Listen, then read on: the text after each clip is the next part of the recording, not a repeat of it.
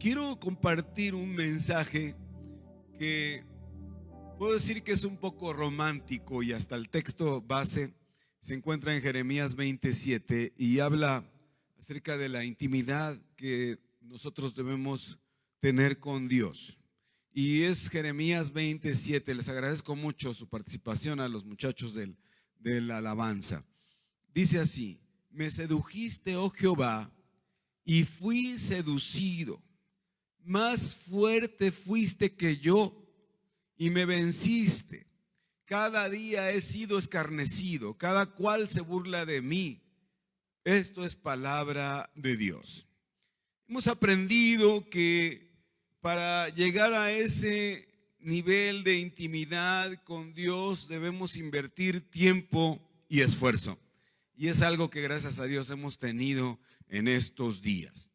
Y si nombro a algunos hombres que tuvieron esa intimidad con Dios, hermanos, estos hombres invirtieron tiempo para tener esta relación, y aún en los momentos de dolor siempre mantuvieron una relación íntima y espiritual con Dios. Y sabes qué, amado hermano, Dios contestó sus peticiones y los respaldó en el proyecto, o para el proyecto para el que fueron enviados de parte de Dios. Y uno de esos hombres, sin duda, fue Juan. Quiero recapitular. El Señor llamó a muchos discípulos. La palabra de Dios dice que fueron 120 los que los mandó a predicar, a orar por los enfermos, a reprender a los demonios. Y regresaron esos 120 contentos, dando razón de lo que Dios había hecho a través de ellos. Pero 12 de estos 120 eran más íntimos. Dios los llamó a un ministerio más específico, que fue el apostolado, los 12 apóstoles.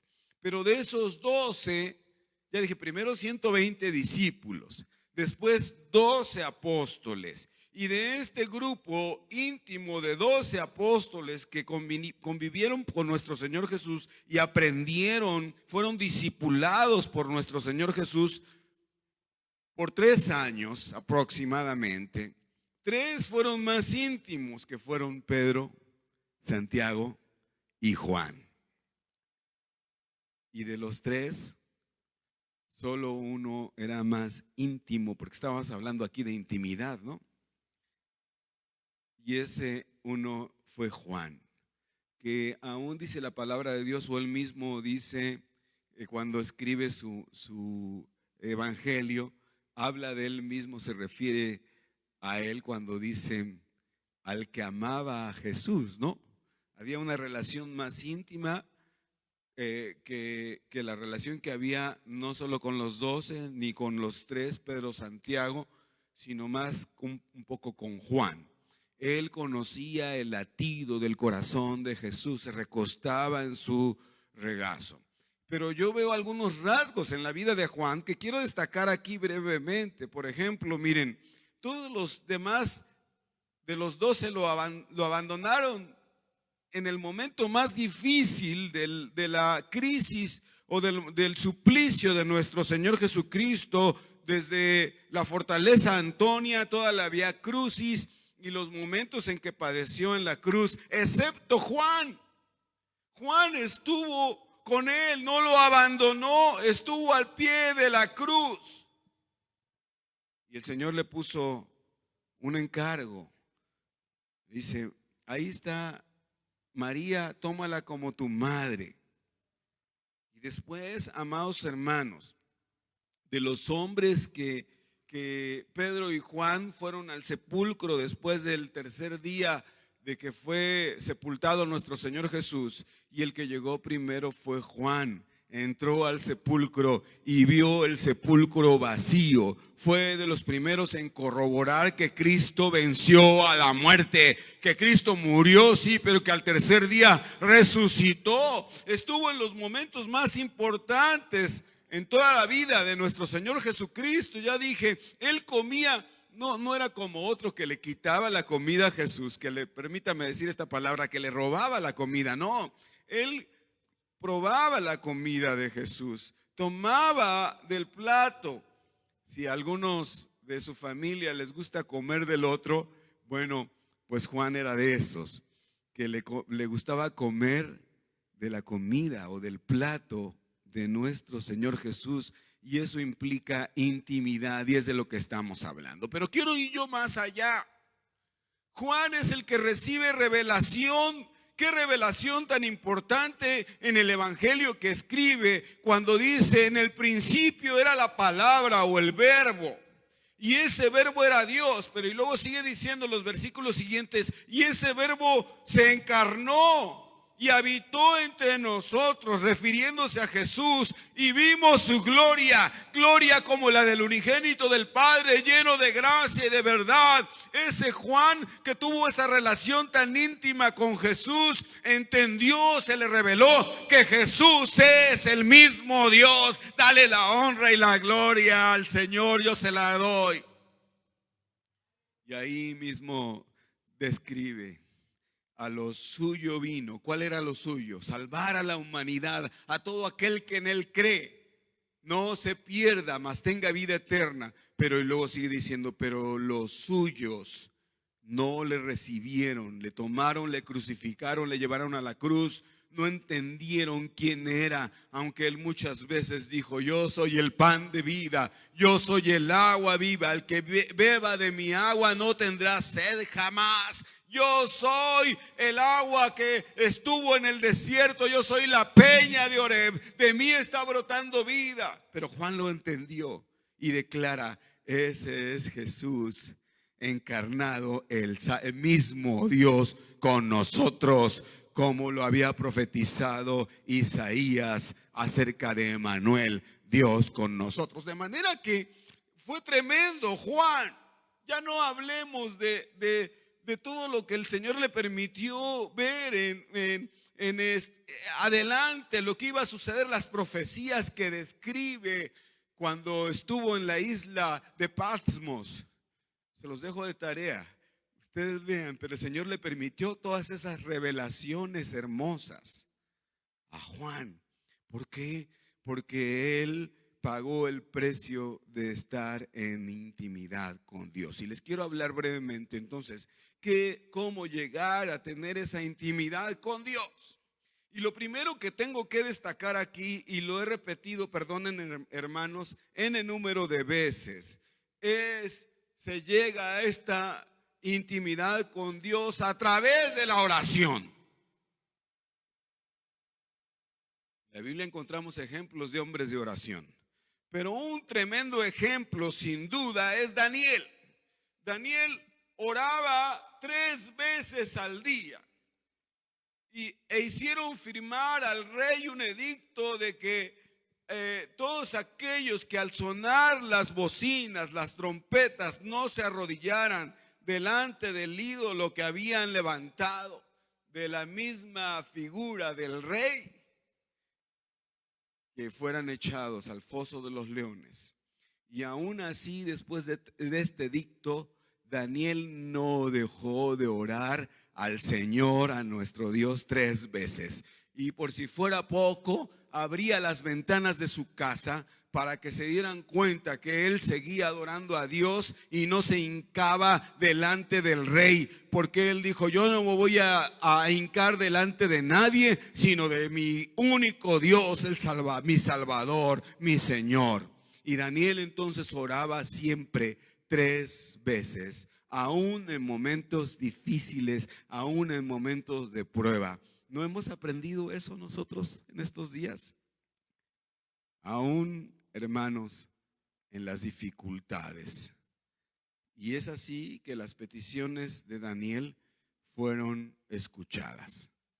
Aún cuando fue lanzado al foso de los leones, él siguió confiando en Dios y siguió orando.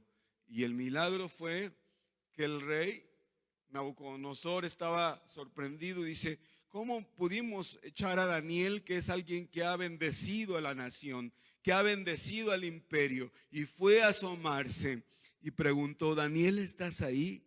Y Daniel estaba tranquilo, porque dice la palabra de Dios que ángeles estaban cerrando la boca de los leones feroces y hambrientos. Y estaba tranquilo. ¿Qué estaba haciendo Daniel ahí? Muy seguramente estaba orando y estaba adorando al Rey de Reyes y Señor de Señores, al único Dios. Y le dijo eso: mi Dios me ha librado de las fauces de estos leones hambrientos y también de tu mano, oh Rey. Y tuvo que reconocer el rey que no había Dios tan grande como el Dios de Daniel.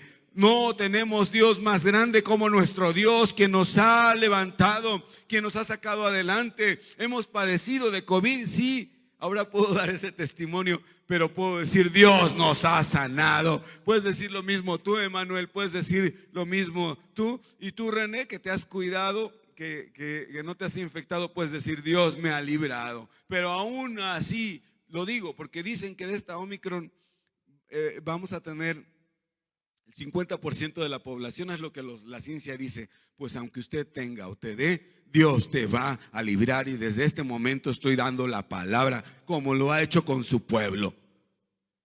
¿Sí? Yo le doy gloria a Dios, y si alguien allá también está escuchándome y puede decir gloria a Dios, dígalo.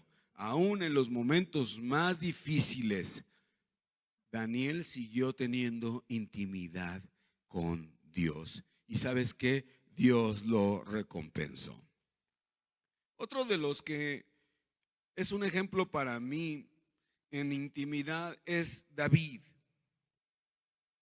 Ustedes que son músicos, que están escuchando, y ustedes, amados, a los que les gustan los salmos, ¿cómo pudo tener tanta inspiración David de componer tantos himnos, tantos cantos? Que la mayoría de los que han cantado, aún de los que cantaron hoy, René, tienen esa base bíblica de los salmos. ¿Sabes por qué? Porque tenía una tremenda intimidad con Dios. ¿Qué dice eso del Salmo 63? Dios mío, eres tú, de madrugada te buscaré. Tenía la práctica de buscar al Señor. ¿Por qué? Porque decía, sigue diciendo el Salmo: mi alma tiene sed de ti, mi carne te anhela. ¿No les ha sucedido a los que ya tienen la práctica de estar orando? A nosotros que estamos orando, empezamos a orar a las 9:30 de la noche, a la oración a las que les he invitado, pero de repente son las 8:30 y ya anhelamos estar orando. Y son las 8:30, ya empezamos a escuchar alabanzas y alabar al Señor. Adelantamos nuestro tiempo, hemos adelantado nuestro tiempo de oración en estos días por las necesidades, ¿no?, que hay. Nos enteramos que hay alguien enfermo e inmediatamente clamamos: oh, mi alma tiene sed de ti. Y de madrugada, cuando tú despiertas, hermano, ha habido días en los que esta situación nos ha quitado el sueño. Pero ¿sabes qué es lo que hemos hecho? Ponernos a orar, clamar delante de Dios. El enemigo nos quiere perturbar, nos quiere asustar, pero no le ha resultado. Lo que hemos hecho es clamar y confiar cada día más y cada momento de nuestra vida en el Señor. ¿Qué sucedió con David? Él aprendió a tener esa intimidad. Buscaba de madrugada.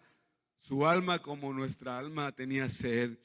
Y qué bello poema ese que dice: como el ciervo brama o busca por las aguas, así, oh Dios, el alma mía busca saciarse de el agua que nos da, que es agua de vida. Así como el ciervo, así como el venado busca esas corrientes, así busca mi alma saciar su sed en ti, oh Dios. Tenía que apartar tiempo, porque he dicho que hay un costo. Yo espero, amado hermano, y esta es una exhortación que he estado haciendo, que usted aparte tiempo. A mí no me diga que ya se vio todas las series de Netflix y que ya no hay nada nuevo. A mí no me diga que ya no hay película que no haya visto, o que no se pierde otras cosas. Dígame usted que el tiempo más importante que ha pasado es adorando y ha estado en intimidad con Dios. ¿Por qué no le da la honra y la gloria a Él? Ahora tengo que decir que la intimidad se cultiva a través de la lectura de la palabra también. Es una necesidad de leer la Biblia si queremos intimar con Dios. Mateo 4:4 dice: y él respondió y dijo, nuestro Señor Jesús, escrito está, no solo de pan vivirá el hombre, sino de toda palabra que sale de la boca de Dios. Las 3 veces que entró en tentación nuestro Señor Jesús respondió con la palabra. Nosotros tenemos que responder con la palabra, pero ¿cómo va a ser posible eso si no la leemos, si no la conocemos, si no la memorizamos? Memorice la palabra usted, amado hermano. Me llama mucho la atención la historia de Nehemías. Cuando Nehemías se enteró, le llegaron noticias de que Jerusalén estaba devastada, de que los muros estaban en ruinas. Entonces sintió un celo santo. Y estando en la cautividad, como siervo de el rey, sintió ese celo de parte de Dios, y hasta el rey le dio cartas para que fuera, para que llevara madera, para que llevara todo para la restauración de los muros de Jerusalén. Eso sucedió con Nehemías, que era un simple copero del rey. Sintió, amados hermanos, ese celo que debemos tener nosotros por la casa de Dios. Yo creo que ya en breve, estaba platicando y digo, abro esto en paréntesis para decir, Dios mediante, en 15 días ya vamos a empezar a tener servicios nuevamente aquí. Ya la mayoría vamos a estar vacunados, la mayoría ya estoy sacando cuentas, ya nos dio Omicron. Pues ya los que podamos ya vamos a estar aquí en el templo con la ayuda de Dios. Estoy anunciando, vamos a empezar con un culto y luego vamos a tener 2 otra vez, porque ya cuando esto ya llegue en Sudáfrica, ya están volviendo a la normalidad después del Omicron. Le doy la honra y la gloria a Dios. Y eso va a suceder con la ayuda de Dios ya. Solo el siguiente domingo también vamos a estar proyectando con la ayuda de Dios, pero ya vamos a abrir el templo. Pero ¿qué pasó? Volviendo a Nehemías, decidió volver. Y la gente que había regresado a Jerusalén del cautiverio, para ella se le hacía normal las ruinas de Jerusalén. Se le hacía normal que las puertas de los muros estuvieran hechos ruinas, que no se pudiera pasar por ahí, porque él sigilosamente en la noche iba a ver cómo estaba y veía que estaban todo en ruinas. Pero ya estaba preparado y animó al pueblo a reconstruir los muros de Jerusalén, a reconstruir las puertas del muro de Jerusalén y a reconstruir Jerusalén. Movió al pueblo. Tenemos que reconstruir, hermanos, el templo de Dios, la iglesia de Dios. Y resulta que cuando terminaron y festejaron, se reunieron todos en la plaza. Amados hermanos, todo el pueblo, dice aquí en Nehemías 8, como un solo hombre. Imagínense, hermanos, estaban en la plaza reunidos. Estaban frente a la puerta del agua. Y luego estaba Esdras, el sacerdote. Y voy a leer un poco de lo que sucedió. Estaban reunidos todos para festejar. Era un día especial porque habían concluido la restauración de los muros de Jerusalén. Estoy hablando de la importancia de la palabra de Dios, ¿verdad? Póngame atención en esto, siga conmigo. Y entonces Esdras, el maestro, mandó traer el libro de la ley que el Señor les había dado a Israel por medio de Moisés. Sucedió que se habían olvidado de leer la ley. Y en ese momento tan importante de fiesta, fue el primero del mes séptimo, el sacerdote Esdras llevó la ley ante la asamblea, que estaba compuesta de hombres y mujeres, y de todos los que podían comprender la lectura y la leyó en presencia de ellos desde el alba hasta el mediodía en la plaza que está frente a la puerta del agua. Todo el pueblo estaba muy atento a la lectura del libro. El maestro Esdras se puso de pie sobre una plataforma de madera, una plataforma más o menos como esta, construida para la ocasión, y a su derecha, dice, estaban Matatías, Sema, Anías, Urías, Hiquías y Mesaías, y a su izquierda Pedaías, Misael, Malquías, Jesún, Casbadana, Zacarías y Mesulán. Esdras, a quien la gente podía ver porque él estaba en un lugar más alto, abrió el libro y todo el pueblo se puso de pie. Entonces Esdras bendijo al Señor el gran Dios, y todo el pueblo, levantando las manos, respondió: amén y amén. Luego adoraron al Señor, inclinándose hasta tocar el suelo con la frente. Y los levitas, Jesús, Abani, Servías, Jamín, Acub y todos los demás, ellos que estaban ahí, explicaban la ley al pueblo. El pueblo no se movía de su sitio. Ellos leían con claridad el libro de la ley y lo interpretaban de modo que se comprendía la lectura. Y al oír las palabras de la ley, la gente comenzó a llorar. Se habían olvidado de la ley. Estaba en ruinas la ley. Fue reconstruido Jerusalén, se leyó la palabra. Y cuando leyeron la ley del Señor, cuando les explicaban los sacerdotes, recuérdense que estábamos en cautiverio en Egipto, pero Dios con mano fuerte, con brazo extendido nos sacó. Se les había olvidado que Moisés había tocado el mar y se había abierto y habían podido pasar por ahí, y que había quedado después sepultado el ejército de Egipto y de Faraón. Se les había olvidado que en el desierto el Señor les había dado agua de vida. Se les había olvidado que el Señor les había mandado maná de vida.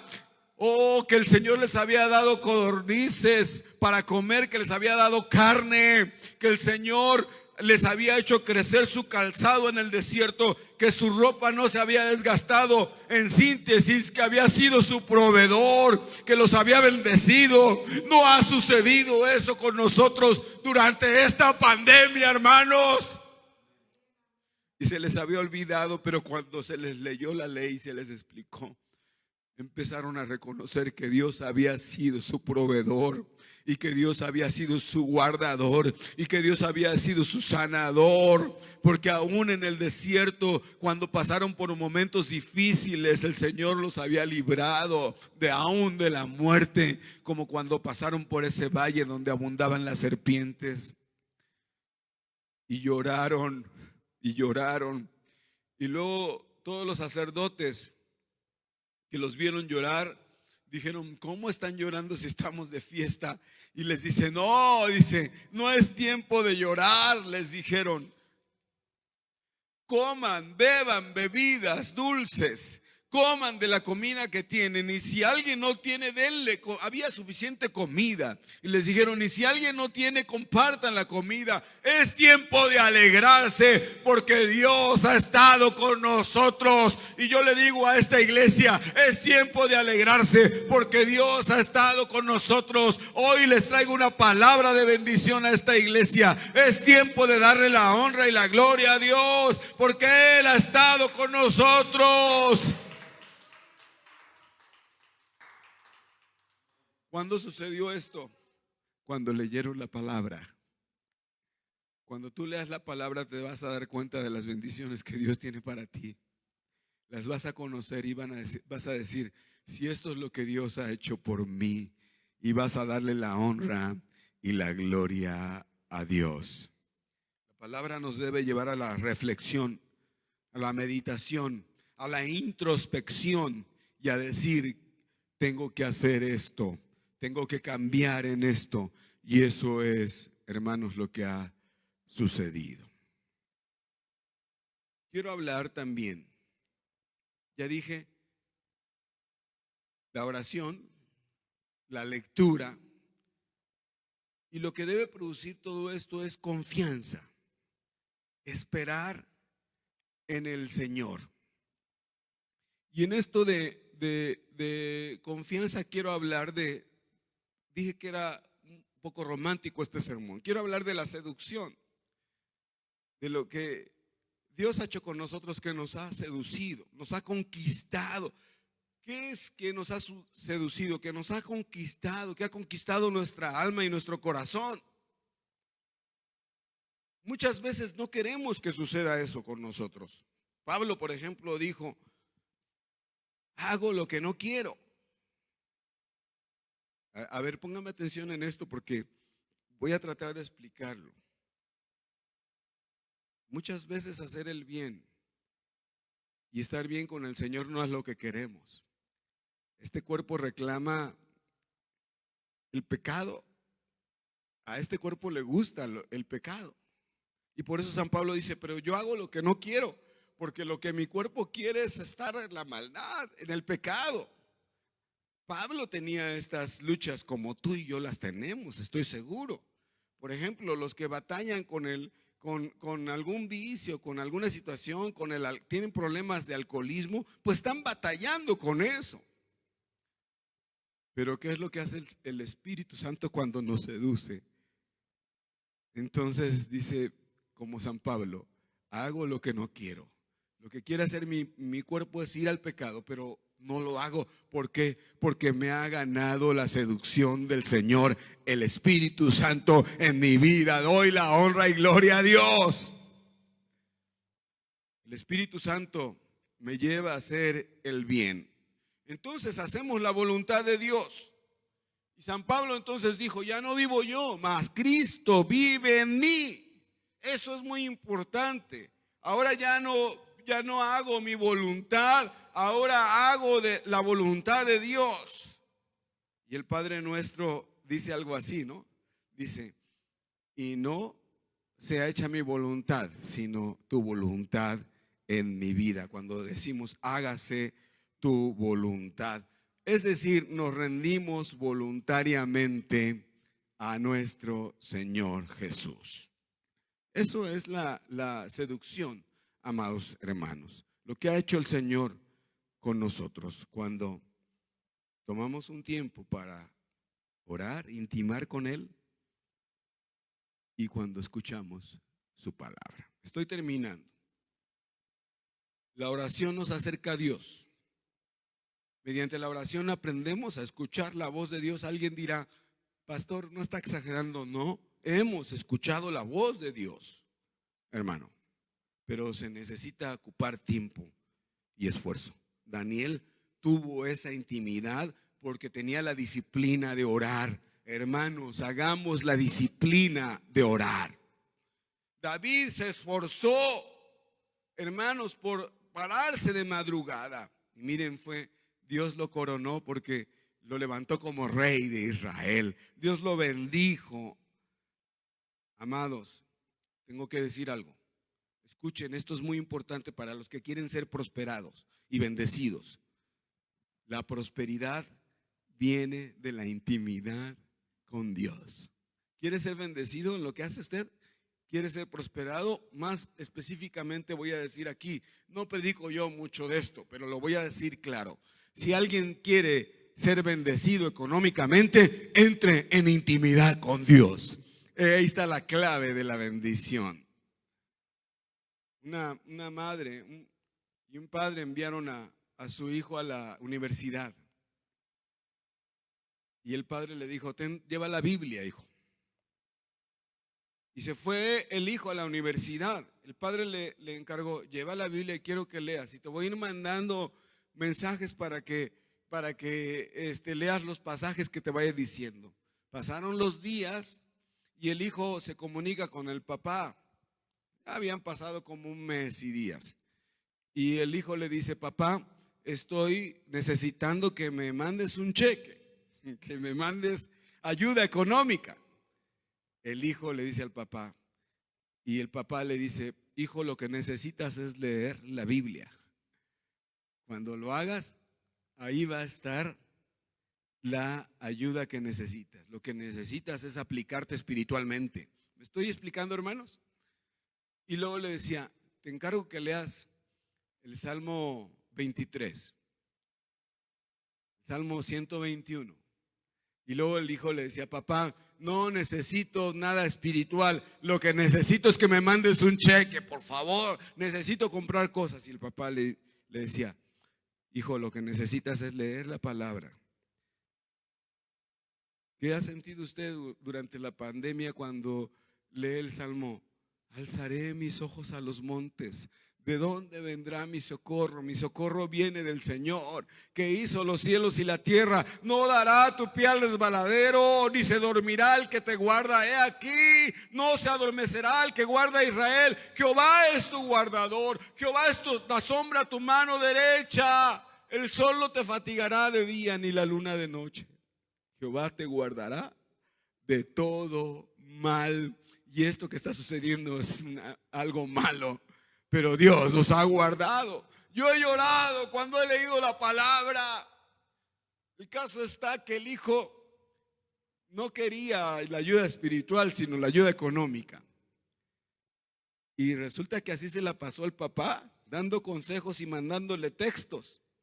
Lee estos proverbios, lee esta porción del Sermón del Monte. Cada que el hijo le decía, y llegó el papá llegó el día en que regresó el hijo a casa, después de unas vacaciones, con la Biblia. Dice, papá, ¿qué te ha pasado? ¿Por qué no me has mandado dinero? Y le dice el papá, a ver, préstame la Biblia. Te pedí que leyeras el Salmo 23, abre la Biblia en el Salmo 23. Abrió el hijo la Biblia en el Salmo 23, estaba el primer cheque. Abrió la Biblia en el Salmo 121, estaba el otro cheque. Y abrió la Biblia en los pasajes que le enviaba cada 15 días el papá para que leyera. Ahí estaban los cheques en la Biblia. Y no los cobró el hijo porque no leyó la palabra de Dios. Nosotros encontramos tesoros en la palabra de Dios, pero necesitamos leerlos para entrar en intimidad y poder disfrutar de las bendiciones que Dios nos da. Puedes darle la honra y la gloria al Señor. Es un gozo escuchar la palabra de Dios, sus promesas. Dios te está hablando, sus grandes obras. Hermanos, ¿no nos ha seducido el Señor? Quizás te quieras poner de pie y no sé si puedas ayudarme con algo de música con Jacob. ¿No nos ha seducido en estos días el Señor? Hay una frase que dice, obras son amores. Y no nos ha demostrado el Señor su gracia a través de su sacrificio y todo lo que ha hecho.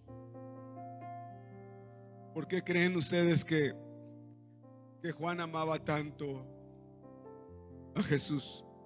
¿Sabes por qué? Porque lo vio sufrir en la cruz.